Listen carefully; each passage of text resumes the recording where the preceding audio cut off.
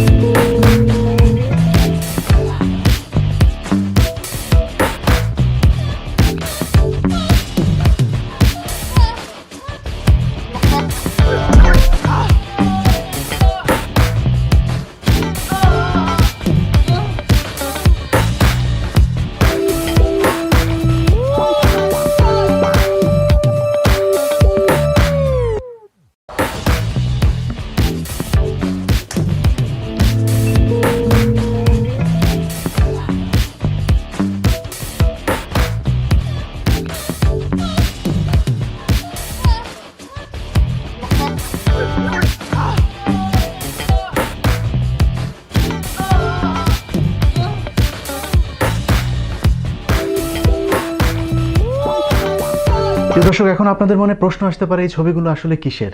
এই ছবিগুলো তো মোস্তফা ফিরোজের বোন, ভাগ্নি কিংবা খালারও হতে পারে। আমরা কার ছবি সেটা দেখাতে পারছি না, কিন্তু এই ছবিগুলো কতটা অশ্লীল, অসামাজিক এবং কুরুচিপূর্ণ সেটা মোস্তফা ফিরোজের বিভিন্ন মেয়েদের সাথে করা ফেসবুক চ্যাটিংগুলো দেখলেই আপনারা কিছুটা অনুমান করতে পারবেন।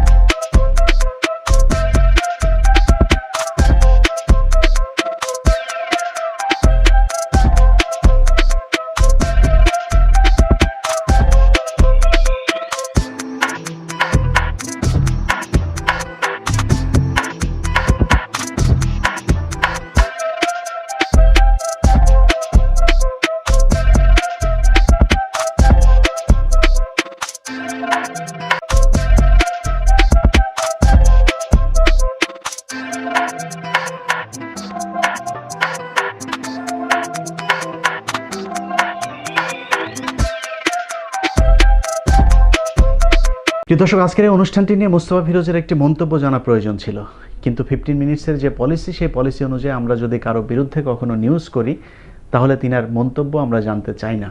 কারণ হচ্ছে এসব মন্তব্যের জন্য ফোন করলে সেটা নিয়ে আবার নানান ধরনের গুজব তৈরি হয়, আমরা সেই গুজব তৈরি হবার সুযোগ দিতে চাই না। 15 মিনিটসে কোনো নিউজ যদি যায় কিংবা কারো বিরুদ্ধে নিউজ যাবে এমন হুমকি দিয়ে যদি কেউ আপনার কাছে কোনো ধরনের চাঁদাবাজির চেষ্টা করে, সেক্ষেত্রে আমাদের পরামর্শ হচ্ছে তাকে ধরে আপনি পুলিশের কাছে হস্তান্তর করবেন। আজকের এই ঘটনাতেও আমরা মোস্তফা ফিরোজকে ফোন করিনি, করতেও চাই না। তবে মোস্তফা ফিরোজকে যদি আমরা ফোন করতাম তাহলে তিনি ঠিক যে ধরনের উত্তর দিতেন, সেই ধরনের একটি উত্তর আমরা একটি টেলিভিশন টক শোতে তার কাছে শুনেছি। চলুন সেই উত্তরটি শুনে আসি। এইগুলি কিন্তু ওই মানে হয় কি, একটা সমাজে যখন একটা ক্ষত থাকে আপনি কত দিয়ে ভাবে আর ঢেকে রাখবেন, ওই মাঝে মধ্যে নানানভাবে মানে সেটা বের হয়। এটাও একটা বড় নজির। টেলিভিশনের পর্দায় একরকম আর পর্দার আড়ালে আরেক রকমের মানুষ হচ্ছে এই মোস্তফা ফিরোজ। তার আসল নাম শেখ মোস্তফা ফিরোজ দীপু। মোস্তফা ফিরোজ চাকরি হারিয়ে পাবলিক সিম্পেথির আশায় বেশ কদিন ধরে ফেসবুকে নানান ধরনের পোস্ট করছেন। আমরা অবশ্য তার সেই কান্নায় করুণা দেখিয়েছিলাম, কিন্তু তার এসব কর্মকাণ্ড আমাদের হাতে আসার পর তার ব্যাপারে যা জানতে পারলাম তাতে আপনাদের গা শিউরে উঠবে। বাসদের বাম রাজনীতিতে বিশ্বাসী মোস্তফা ফিরোজ বিএনপি আওয়ামী লীগ দুই সরকারের সময়ই তিনি সুবিধা নিয়েছেন। 4 দলীয় জোট সরকারের আমলে বিএনপি নেতা আলহাজ মোসাদ্দেক হোসেন ফালুর এনটিভিতে কাজ করেছেন এবং 111 সরকার আসার পর ফালু যখন জেলে যান, মোস্তফা ফিরোজ, হাসনাইন খুরশেদ এবং শামসুদ্দিন হায়দার ডালিম স্কয়ার গ্রুপের অঞ্জন চৌধুরী পিন্টুর সাথে মিলে এনটিভি দখলের চেষ্টা করেন। ফালু সাহেবের স্ত্রীকে অফিসে ডেকে জোরপূর্বক টেলিভিশনটি লিখে নেওয়ার চেষ্টাও তারা করেন, কিন্তু এরপর ফালু যখন জেল থেকে বের হয় তখন উল্টো তাদের 3 জনকেই এনটিভি থেকে বের করে দেওয়া হয়। তারপর অবশ্য 111-এর আলোচিত সেনা কর্মকর্তা ব্রিগেডিয়ার আমিনের সহায়তায় মোস্তফা ফিরোজ এবং শামসুদ্দিন হায়দার ডালিম চাকরি নেন বাংলা ভিশনে। সেখানে গিয়েও তারা যথারীতি বাংলা ভিশনের যে অঘোষিত মালিক সাদেক হোসেন খোকার পক্ষের কোনো মানুষকে সেই টেলিভিশনটিতে কাজ করতে দেননি। তারপরে গত 1 যুগ ধরে একক আধিপত্য নিয়ে বাংলা ভিশন তারা লুটপাট করে খেয়েছেন। কিন্তু এই বছরের শুরুতে টেলিভিশনটির চেয়ারম্যান আব্দুল হক এবং ব্যবস্থাপনা পরিচালক সৈয়দ একে আনোয়ারুজ্জামান মিলে তাকে এক প্রকার অপমানজনকভাবে টেলিভিশন থেকে ঘাড় ধাক্কা দিয়ে তারপর বের করে দেন। তারপরেই শুরু হয় মোস্তফা ফিরোজের নাটক। ঘরে যার এক বউ আর বাইরে ডজনখানেক গার্লফ্রেন্ড যিনি পালতে পারেন, তিনি নাকি এখন না খেয়ে থাকছেন। যেই সময়ে তিনি বলছেন তার ঘরে খাবার নাই, সেই সময়েই উত্তরাতে 12 নম্বর সেক্টরে 12 তলা ভবনের কাজ চলছে। নিশ্চয়ই দেখলেন আপনাদের সবার প্রিয় মোস্তফা ফিরোজের যে কাণ্ড। তার সাথে আরেকজন লম্পট আছে, তার নাম হচ্ছে ইশতিয়াক রেজা, যিনি জিটিভির বার্তা সম্পাদক।